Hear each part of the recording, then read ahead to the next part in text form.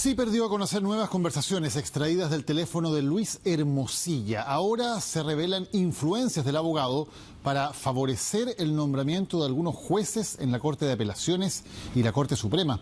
Uno de los magistrados le enviaba diariamente poemas de saludo a Hermosilla. Los coletazos de ese huracán llamado Caso Hermosilla no paran.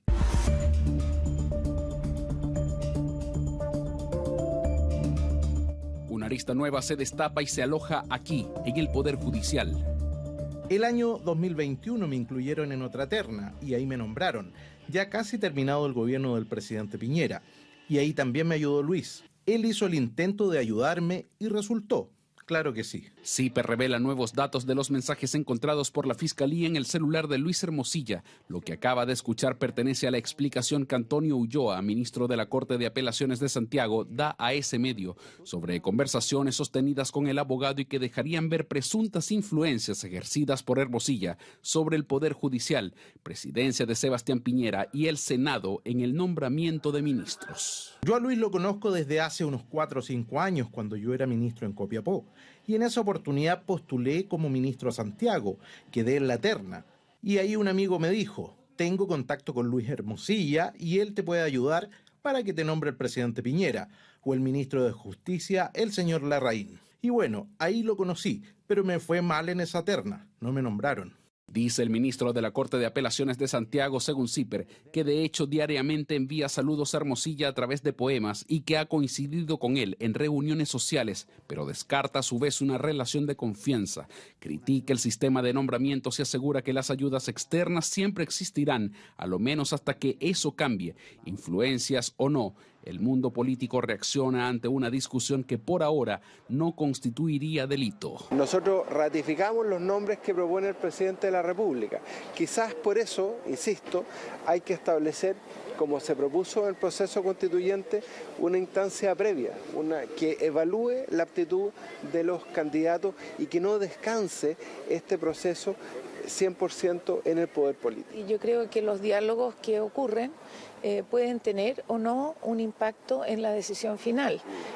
No olvidemos que hay muchas personas que opinan y que se atribuyen a veces también capacidades que no necesariamente ejercen. Así es que todo eso habrá que dilucidarlo en el juicio. Hermosilla no solo habría tenido contacto con ese ministro, sino también con Jean-Pierre Matus, ministro de la Corte Suprema nombrado por el expresidente Sebastián Piñera en 2021.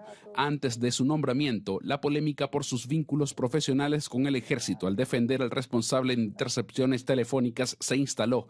Ahí, Matus contactó a Hermosilla para que en todo caso entregara las buenas referencias de su carrera. No le pedí gestionar a mi favor y desconozco que lo hubiese hecho. Solo le puse al tanto de los antecedentes, dada su cercanía con el presidente Piñera, quien tenía que proponer uno de los nombres de esta quina al Senado. Más de 1000 contactos y todo consta en las conversaciones de WhatsApp, dijo Hermosilla en su declaración a la Fiscalía, y esta arista forma parte de ello.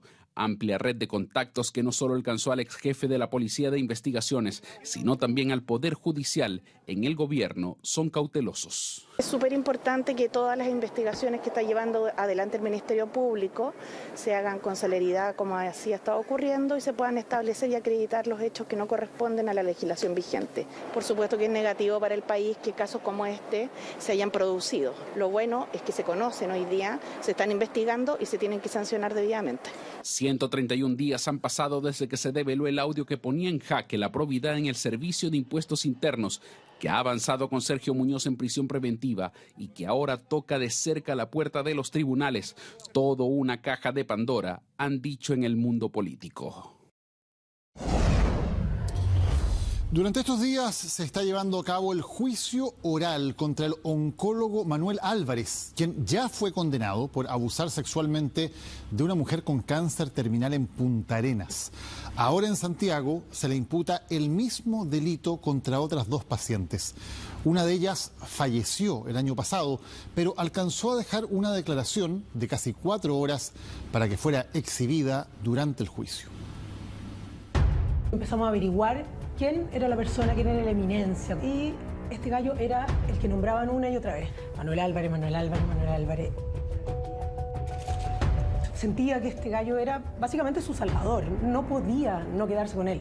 Aunque lamentablemente falleció de cáncer en septiembre de 2023, la primera víctima que denunció al oncólogo Manuel Álvarez Centeno alcanzó a dejar su testimonio grabado. Un relato que ha sido clave durante el juicio oral que se desarrolla contra el doctor desde el 11 de marzo pasado. Efectivamente son relatos fuertes, sobre todo este tipo de, como digo, abusos que operan, ¿cierto?, en la clandestinidad, primero, y en segundo término, la relación de confianza, como digo, que existía o que tiene una paciente frente a un doctor. Y en este caso en particular no es cualquier doctor, sino que es un doctor que todos sabemos y es público, ¿cierto?, que es una eminencia. Manuel Álvarez fue el creador del primer centro de cáncer en el país, considerado un doctor con alto prestigio en la materia. Por eso la víctima, quien había sido diagnosticada de cáncer de recto con metástasis en el hígado en etapa 4, confió plenamente en él. La única persona que podía salvarle la vida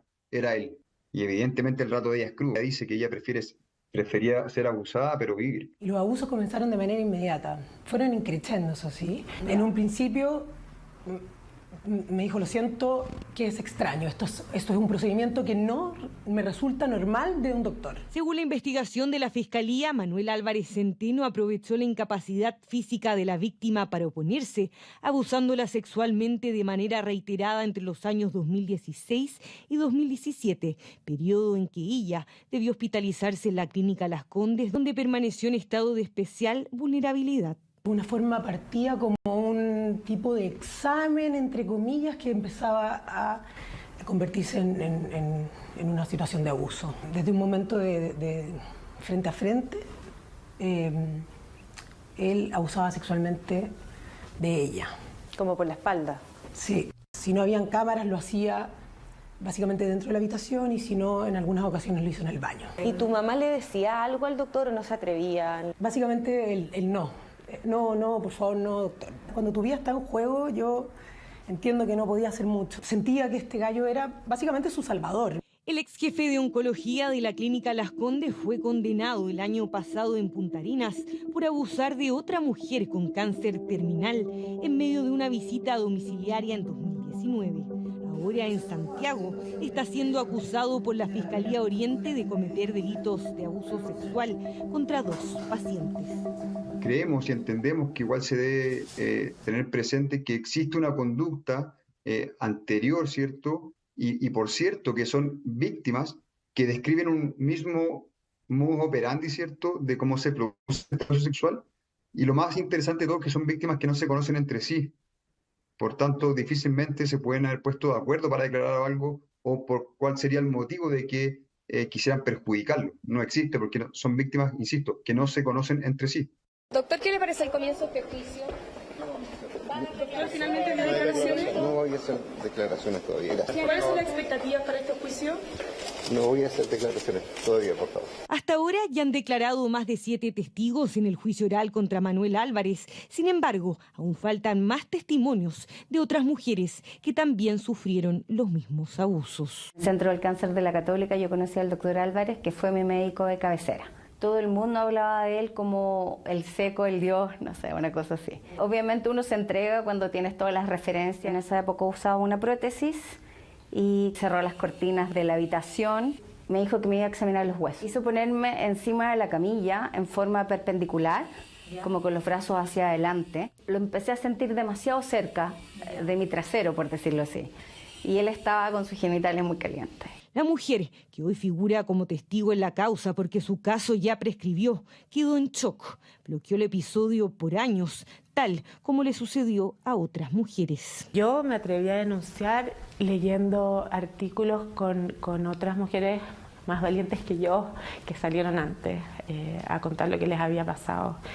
Y sentí que en verdad me tocaba. Creo que ya era un momento en que estaba probablemente mejor yo parar en la vida, como al final necesitáis tener la energía para pararte y decir, ¿sabes qué? Yo también. Y aunque la primera denunciante no alcanzó a presentarse en vida al juicio oral, su declaración anticipada, donde detalla parte de los abusos, ha sido fundamental para llevar adelante la acusación. Este proceso duró para llegar al juicio alrededor de 6 años. Entonces entenderemos que evidentemente teniendo un cáncer grado 4 terminal, no pudo comparecer ella al juicio, ¿cierto? Que era lo que nosotros más queríamos y también su familia. La tuvo que hacer desde la clínica, dentro de su orden de tratamiento, ¿cierto? La cual es una declaración video grabada. Aún faltan varios días para que el juicio llegue a su fin, pero la parte querellante asegura tener elementos contundentes para lograr la condena. 16 años de cárcel son los que pide el Ministerio Público para Manuel Álvarez Centeno.